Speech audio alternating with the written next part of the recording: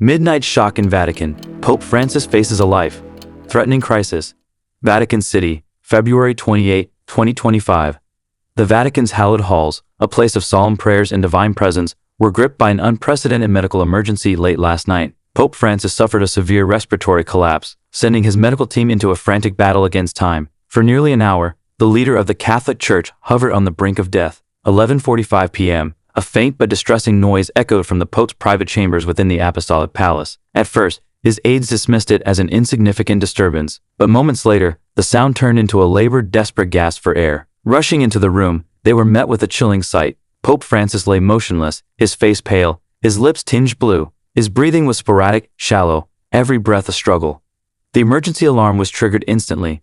The Vatican's medical team, always on high alert due to the Pope's fragile health in recent months, arrived in under a minute, equipped with oxygen tanks, defibrillators, and a mobile ventilator. A senior physician later recounted the horror of the moment. His vitals were plummeting, his oxygen levels were dangerously low, his heartbeat faint. We knew we had only minutes to act.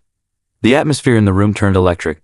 Doctors began chest compressions, administered high-dose oxygen, and injected emergency medication. Yet, as seconds dragged into minutes, there was no immediate response. Time was slipping away, and with it hope.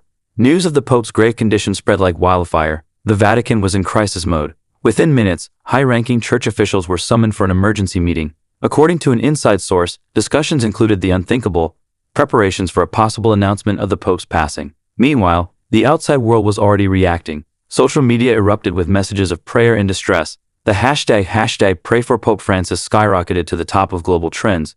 In St. Peter's Square, thousands of faithful began to gather. Despite the late hour and the cold night air, some knelt in silent prayer, others clutched rosaries, their faces streaked with tears. The Catholic world was holding its breath, fearing the worst. Inside the Apostolic Palace, the tension was suffocating. A decision loomed. Should the Pope be transferred to the Gemelli Hospital in Rome, or would he be too fragile to survive the journey? Medical advisors debated furiously, weighing every possible risk. Every second counted. 12:30 a.m. After nearly 45 agonizing minutes, something extraordinary happened. The Pope suddenly took a deep, shuddering breath. A nurse present at the scene recalled the moment. It was like witnessing a soul returning from the abyss. 1 second, he was slipping away. The next, he was breathing on his own again. The room, tense with despair just moments earlier, erupted into cautious relief. The Pope's vitals began stabilizing. The immediate danger had passed, but the battle was far from over.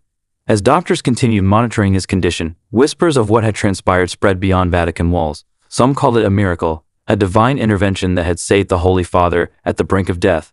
Others remained skeptical, warning that this was merely a temporary reprieve, and the Pope's health remained dangerously fragile.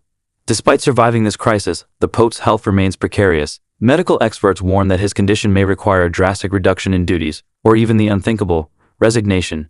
If Pope Francis were to step down, it would send shockwaves through the Vatican and the global Catholic community. The Church, already grappling with modern challenges, would be plunged into uncharted territory. Some sources within the Vatican suggest that key figures in the Curia have already begun discussing the prospect of a conclave. The idea of electing a new pope is not yet official, but the murmurs have begun. Meanwhile, Pope Francis remains under constant medical supervision. His inner circle has limited his engagements and postponed major upcoming trips. Vatican insiders report that he is aware of the gravity of the situation and has asked for private time to pray and reflect. As the first rays of dawn touched the Vatican skyline, the faithful were left with more questions than answers. Would Pope Francis recover enough to continue his papacy, or was this a sign that his time as the head of the Church was drawing to an end?